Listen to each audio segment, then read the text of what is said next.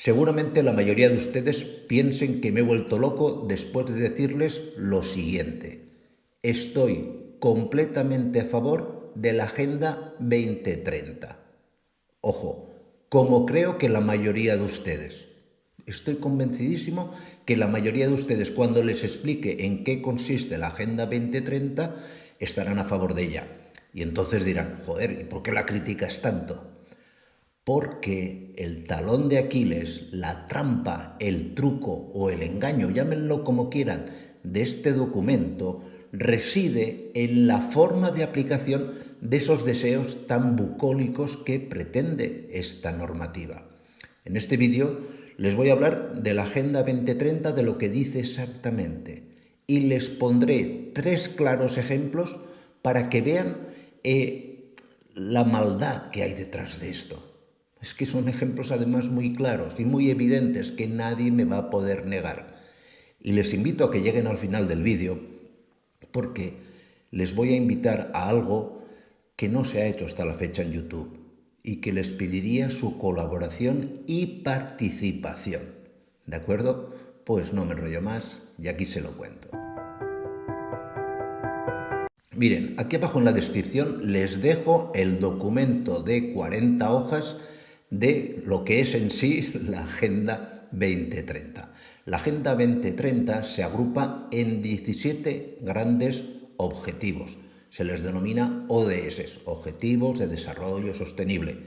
Los 17 son preciosos. Yo creo que nadie puede estar en contra de ninguno de ellos. Se los leo un poco por encima para que entiendan que esto es innegable, que nadie, ningún ser humano que se pretenda como tal puede estar en contra de ellos. El primero de ellos nos dice fin de la pobreza, el segundo hambre cero, el tercero salud y bienestar, el cuarto educación de calidad, el quinto igualdad de género, el sexto agua limpia y saneamiento, el séptimo energía sostenible y no contaminante, el octavo trabajo decente y crecimiento económico, el noveno industria, innovación e infraestructura, el décimo reducción de las desigualdades, el onceavo ciudades y comunidades sostenibles, el doceavo producción y consumo responsables, el 13avo, acción por el clima, el 14avo, vida submarina, el 15avo, vida de ecosistemas terrestres, el 16avo, paz, justicia e instituciones sólidas y el 17avo, alianza para lograr los objetivos anteriores. Nadie estamos en contra de esto. Nadie. Yo como veterinario me centro más en los objetivos que tienen que ver con los animales, con el ecosistema, la naturaleza, etc. Y es en esto en lo que me voy a basar para que ustedes entiendan dónde está en concreto el mal de ahí en esta agenda. Porque en la titulación de estos objetivos nadie puede estar en desacuerdo. Este vídeo un poco es respuesta a que hace 3 días me alegré, porque en el fondo me alegro y mucho de que se haya paralizado la ley europea de restauración de la naturaleza. Y mucha gente me ha criticado que si me he convertido en fascista, que tendría que hablar solo de los animales, etcétera, etcétera. Miren, yo hablo de lo que quiero, lo que me da la gana. Que quiera borrarse el canal, que se borre. Este canal se ha creado única y exclusivamente para intentar recaudar algo de dinero para las 3 asociaciones rescatistas con las que colaboro como veterinario. Y si no quieren colaborar, pues eso, no pedimos dinero, ni tenemos Patreon, ni nada. Simplemente lo que te da YouTube por las visualizaciones y chimpum. Pero eso a mí me da la libertad de que si veo cosas que afectan en primer lugar a la naturaleza, a los animales y en definitiva, afectando estos dos a las personas, pues lo denuncie, como voy a hacer en este caso. Y estos 3 casos que les voy a plantear les dejarán sin lugar a dudas claro dónde está el meollo del problema. Miren, vamos a hablar de lo que yo llamo el canario en la mina. Oye, ¿qué es esto del canario en la mina? Pues esto es el primer ejemplo. Canario en la mina, si alguien conoce un poquito de historia, en el siglo XIX los mineros cuando bajaban a la mina para ver si había gas grisú, pues llevaban una jaulita con un canario. ¿Qué quiere decir esto y qué relación tiene? ¿Se te ha ido la olla? No, no se me ha ido la olla. Les voy a hablar, por ejemplo, del caso de Bangladesh. Bangladesh es, primero, uno de los países, si no el que más pobre del mundo, y en segundo lugar, el país más contaminado del mundo. El que más, con mucha diferencia. Y es y de hecho se tomó así en el año 2022 como el modelo para aplicar los 17 Objetivos de Desarrollo Sostenible. Y lo primero que se hizo, entre otras acciones, fue que la agricultura pues dejase de utilizar fitoquímicos, fertilizantes, etc. ¿Qué se consiguió? Pues que en apenas 6 meses se redujese la producción agrícola en más de un 20%. ¿Vale? En segundo lugar, que los precios de los productos agroalimentarios se incrementasen un 50%. Y que un país como Bangladesh, una potencia mundial en la producción de arroz, tuviese que importar arroz para su población. Es un anacronismo, como estarán de acuerdo conmigo. Yo creo que antes de hacer este tipo de prohibiciones, pues hubiera sido mucho más práctico y mucho más lógico, por ejemplo, invertir en depuradoras de agua, mejorar las canalizaciones, mejorar los regadíos, hacer más eficiente el tratamiento y el ciclo total del agua, que entrar a saco, como en un plan de planificación de la antigua Unión Soviética, a poner el país patas para arriba, a arruinar a mucha gente y que muchos niños mueran de hambre. En segundo lugar, para que vean que tengo un poco para todos. Hace unos días hicimos un vídeo hablando de las vacas pedorras. Resulta que la Agenda 2030 ha identificado como principal contaminante de metano a las vacas. Y yo estoy de acuerdo en que las vacas contaminan. Yo nunca diré que las vacas no producen metano, si no, no sería veterinario. Pero en ese mismo vídeo que les ponemos por aquí arriba, este de las vacas pedorras, les explico que ya hoy en día hay técnicas más que demostradas donde se puede reducir la producción de metano de una vaca prácticamente hasta cero. Llegar a tener vacas con emisiones cero de metano. ¿Vale? Entonces, mi pregunta es, si tenemos estas tecnologías, que las tenemos, cambios de alimentación, mejoras genéticas, etcétera, etcétera, todo eso lo explico en ese vídeo, ¿por qué no se aplica? Y en lugar de eso, se nos obliga a decir que hay que sacrificar vacas, que no se puede comer tanta carne de vacuno. ¿Por qué? ¿Por qué se va a hacer daño al sector primario, a agricultores y ganaderos? ¿Por qué? Yo no lo entiendo. Tengo mis suposiciones, como me imagino que la mayoría de ustedes. No soy idiota. Pero como no tengo las pruebas, tampoco tengo las dudas, lo expongo así. Entiéndanme. Y en la tercera prueba, el que vea esto se va a volver loco y va a decir, tíos, ¿pero de qué vais aquí en España?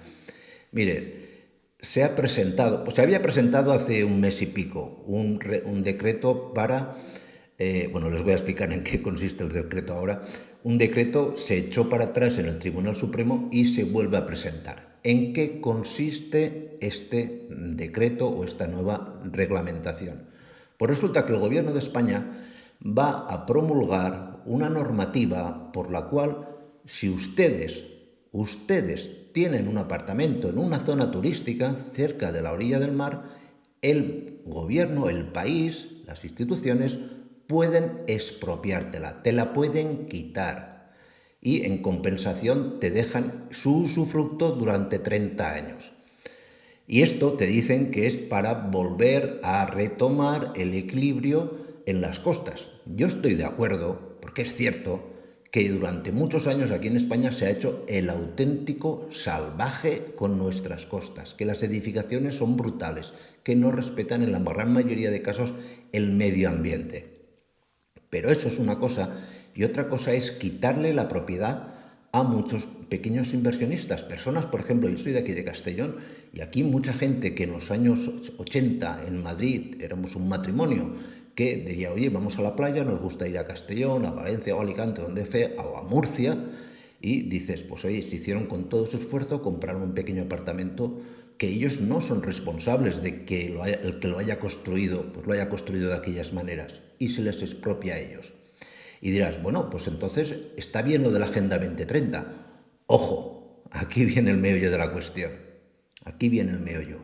La gran mayoría de municipios turísticos, la gran mayoría, por no decir todos, no tienen sistemas de depuración de aguas capaces de absorber los residuos urbanos producidos en las épocas de máxima afluencia de personas.